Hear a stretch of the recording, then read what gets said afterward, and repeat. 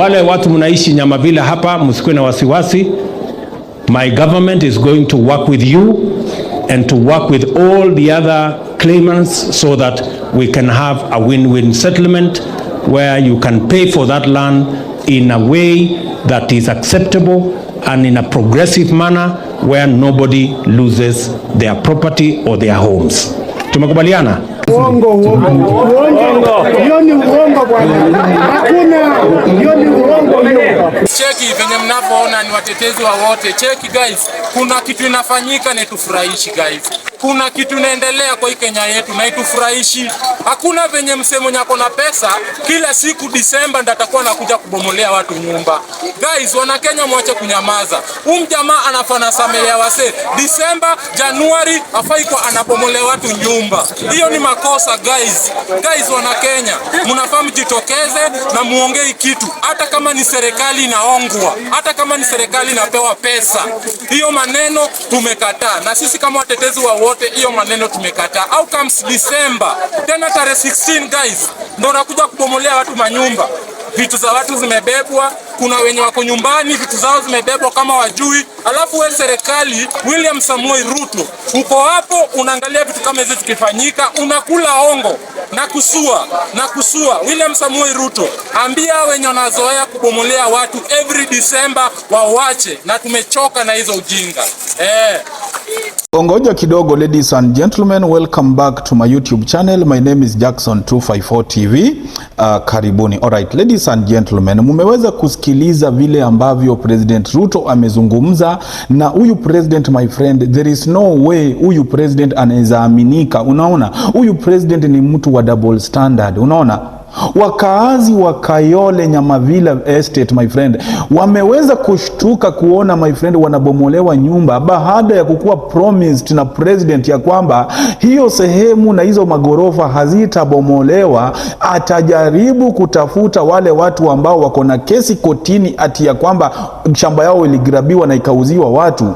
Ruto alipromise wakaazi wa Nyamavila ya kwamba atawatafuta hawa watu, watakaa chini na ata make sure ya kwamba wameweza kukubaliana na hizo nyumba hazitabomolewa. Unaona? Na guys, let me tell you, kuna watu ambao inasemekana waliweza kukuwa reached out, na kuna watu pia vilevile hawakukuwa reached out. Unaona? Ni ubomozi ulioanza asubuhi na mapema katika eneo la Nyamavila, mtaani Kayole hapa Nairobi. Familia zisipate nafasi ya kunusuru mali yao, huku wanao wakisalia na dhiki wakitazama ubomoaji ukiendelea.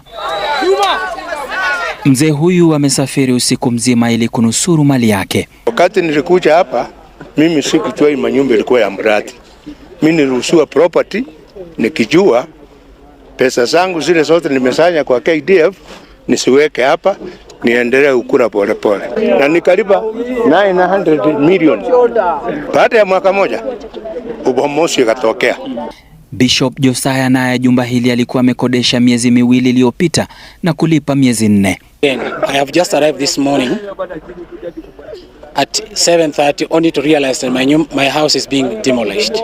We just started running away because already the bulldozer was just next to my bed. Even I was almost dying.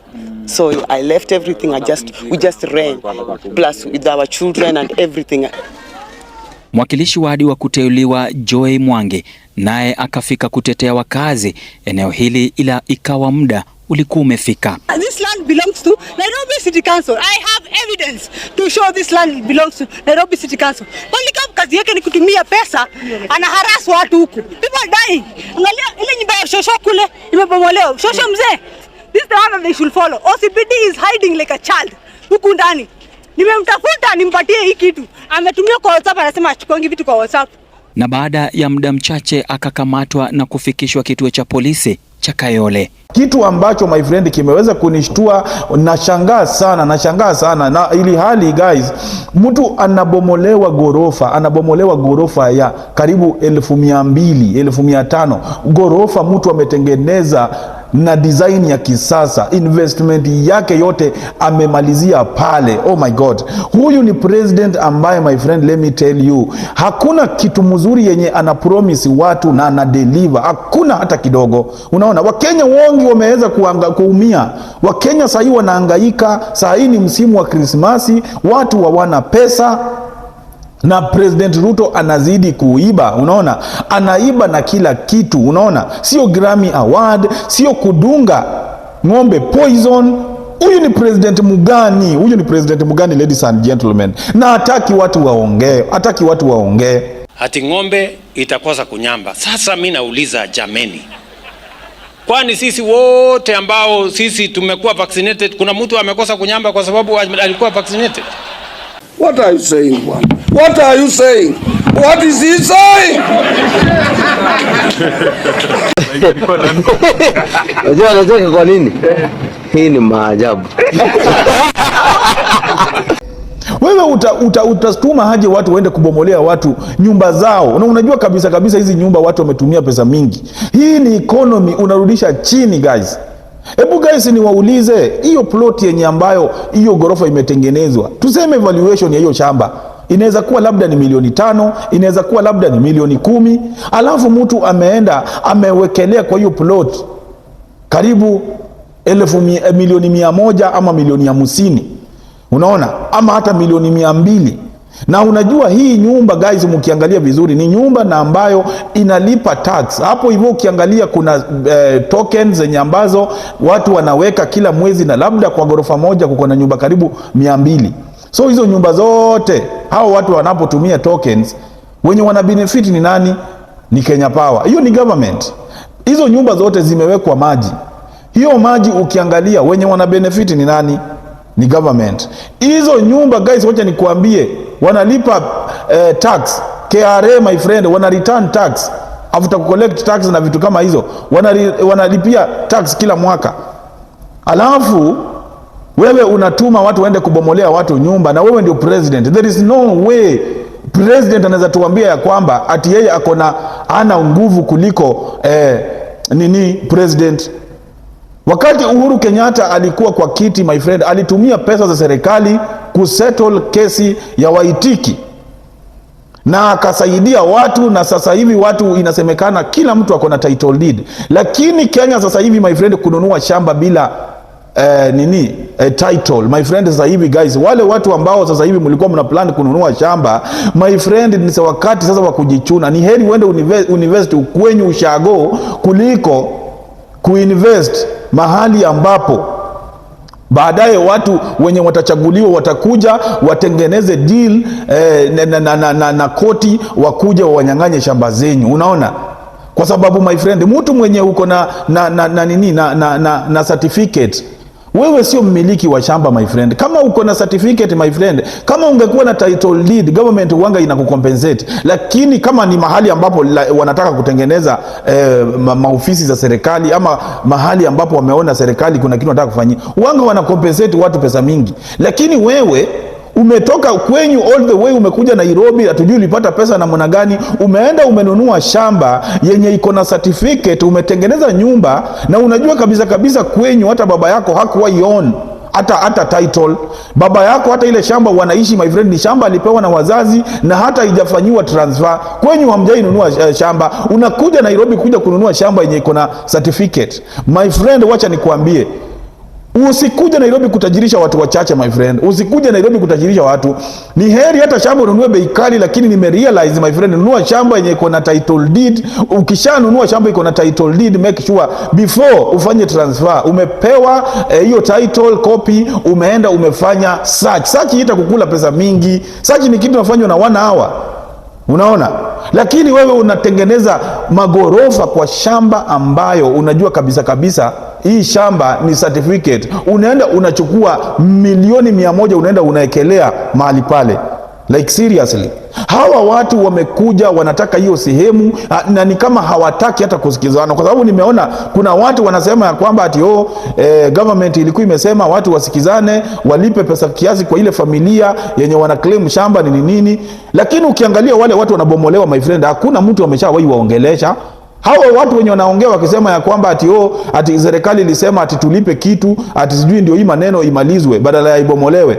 My friend, wale watu ambao wako pale my friend wanasema ya kwamba hizo shamba zilikuwa za county government. Zilikuwa za county government, wako paka na evidence ya kuonyesha hizo shamba zilikuwa za county government. Lakini all of a sudden mnakuja kusema ya kwamba ati hiyo place ni place ambayo ilikuwa ni ya investors wengine. Like seriously guys, hii mambo I make sense.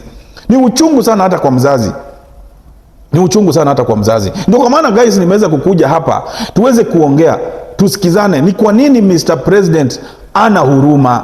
Ni kwa nini Mr. President my friend, ukiangalia hoteli yake yenye alitengenezanga huko hivyo ukielekea Carnival past Nyayo Stadium, kuna hoteli kwa barabara inaitwa Winston Hotel my friend. Hii hoteli inasemekana my friend imetengenezwa kwa shamba ya serikali. Na hii hoteli my friend hakuna mtu ameshawahi bomolea president. Unaona? Badala president atumie nguvu zake vizuri kukaa na Wakenya karibu, yeye anafanya Wakenya usiku na mchana wanamulia jinsi ambavyo anawanyanyasa, jinsi ambavyo anawaumiza.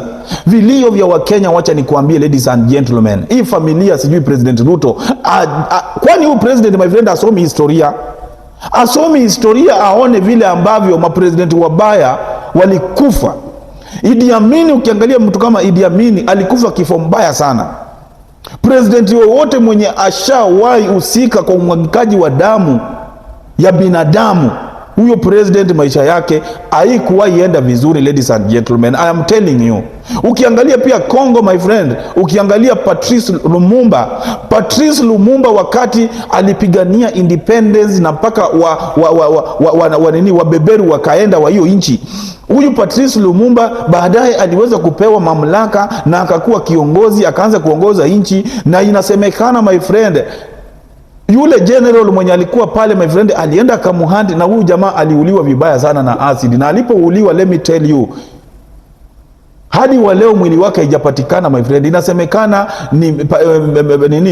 Patrice chenye kilipatikananga ni meno peke yake.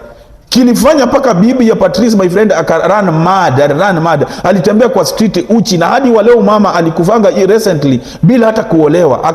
Yani my friend haezi amini. Na huyu mwenye alimuuanga my friend ladies and gentlemen, alikufa kifo ya unyama, alikufa kifo mbaya.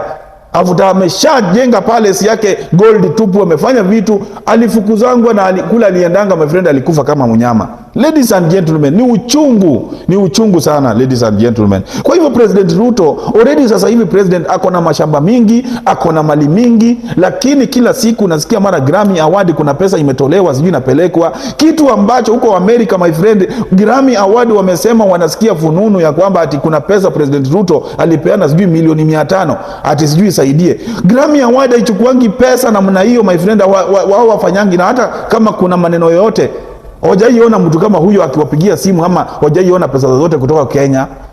So hizi pesa zenye President Ruto anasema alipeleka, zilienda wapi?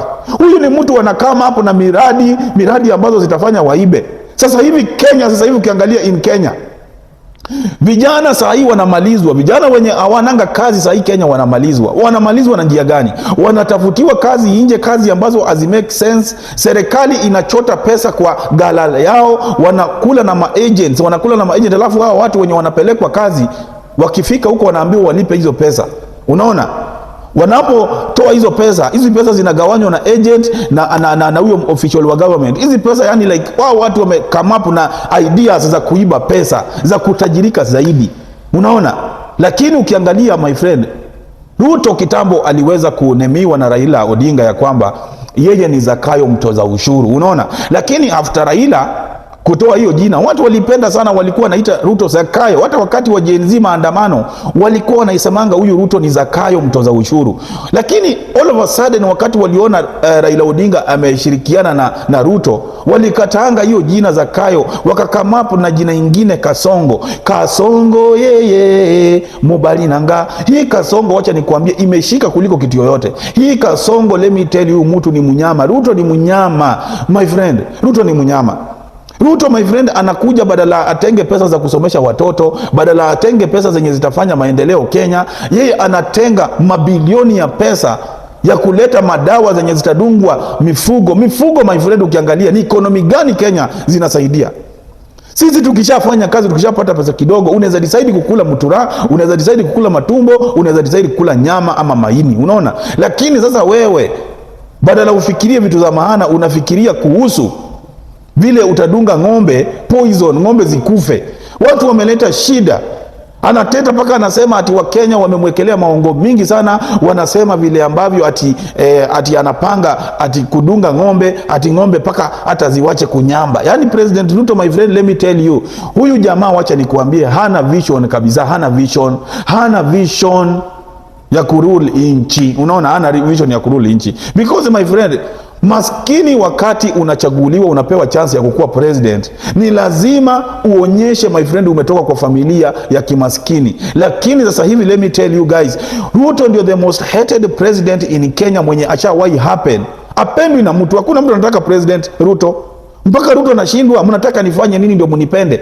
Lazima watu wakuchukie kwa sababu let me tell you, kitu ya kwanza, wakati mlikuwa mnafanya kampeni, mlisema hii CBC yenye President Ruto walikamapu na wakina Matiang'i ni mbaya. Mkasema mkiingia my friend mutaitoa. Na tangu muingia my friend sasa hivi ni miaka 2 inaelekea miaka 3. Hamujatoa. Mumesema hiyo ni mzuri na mlikuwa mnasema ni mbaya. Nyinyi tu mlisema ya kwamba ati hizi uniform zenye President Uhuru Kenyatta alikamapu nazo za blue sio mzuri. Mkasema wakati mutaingia mutatoa. Mumetoa wapi guys? Nauliza. Hamujatoa. Hakuna kitu inaendelea Kenya. Ni pesa tu zinaibiwa usiku na mchana, ni tax tu munaekelea watu, munabomolea watu nyumba, wanawake. Nimeona my landlord wengi, watu wamewachwa hohehahe. Na the reason why hizi nyumba zinabomolewa, ladies and gentlemen, zinabomolewa ndio wafisadi wenye kwa serikali na mapesa mingi wanunue back hizo nyumba, waweke nyumba ambazo ni za kisasa. Unaona? Yani imagine unabomoa nyumba ya mtu ya mabilioni. For example, kama huyu mzee mwenye nimeona alikuwa retired jeshi, anasema pesa zenye ali collecting karibu 90 million ndizo aliekelea kwa hiyo shamba. Na utakuta hizi shamba wakati zilikuwa zinauzwa labda 40,000, 50,000. Unajua wakati wa kitambo guys, shamba zilikuwa zinauzwa ni kama kutupa. Sasa huyu mtu wakati aliona sasa hivi amepata chance ya kuinvest pale, akaenda akaekelea mapesa zake mingi pale. Hiyo gorofa my friend imewekwa chini. Na hii imewekwa chini, na hiyo plot utakuta labda mwenye atanunua na milioni 3 ama milioni 4 ama milioni 2. Kwa hiyo so ukiangalia unaona kabisa huyu ni president ambaye Arizon, huyu president sijui advisor wake ni akina nani, lakini inaeleweka. Sasa hivi my friend, watu wanatamani kukuwa na shamba Nairobi. Na ndio ili waweze kupata shamba Nairobi, wangetaka kukuwa na shamba mahali already pashajengwa. Na ndio ili upate hiyo place, ni unaenda mnakaa chini, mnakamapu na idea ya kuibianga watu, alafu mnakamapu kusema ya kwamba hiyo shamba ilikuwa ya mtu ikaporwa, after mmekuja mmebomoa hizo nyumba, alafu nyumba zikishatolewa sasa mnauziwa, unasikia sasa hiyo gorofa inaamushwa pale ni ya fulani. Like seriously, these people my friend, let me tell you, hawajali mtu. Hao wako pale kwa sababu ya tamaa yao, wako pale kwa sababu ya matumbo zao. We have to accept. Tusipo accept my friend, haraka sisi ndio tutaumia. So mtu yoyote mwenye unanisikiliza, tafadhali wewe, sasa hivi watu wenye mnanunua shamba ya certificate my friend, let me tell you guys, mchunge sana. Unaweza nunua shamba ya certificate my friend, muishi ulelee watoto pale vizuri nini, ama labda wakati umekufa watoto wake wakuja wanyang'anywe.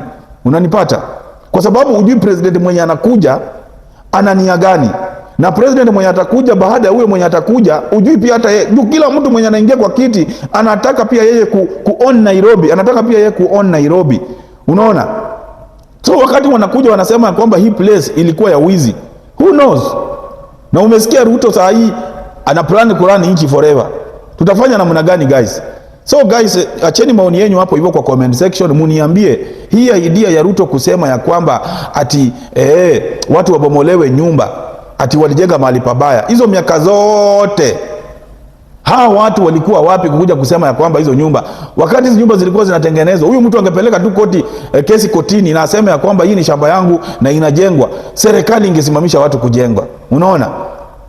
Hawa tu Kanjo ndio wanga wana patrol wakiangalia kama mtu wako na kibali ya kujenga nyumba. Ni hao tu ndio wanapeananga idhini ya mtu kujenga. Hata ukiangalia hata hiyo plan, lazima unapopata plan lazima upeleke kwa Kanjo, wapitie waone kama hiyo place iko halali na pia wewe mwenyewe ndio the real owner wa hiyo place. So guys, hii ni inside job my friend. Hii ni kitu inahusu President Ruto. Mtu asikuje kuniambia hapa ya kwamba ati President Ruto hahusiki. President Ruto yeye ndio mhusika mkubwa sana arapu mashamba. Huyu ni mtu ambaye ako na historia ya unyakuzi wa mashamba, na sasa hivi alishachukuliwa akakuwa president, na sasa hivi my friend ni lazima pia asaidie watu wenye ambao wali make sure amechaguliwa pia wao kupatako mashamba kwa njia illegal. So thank you so much guys for listening.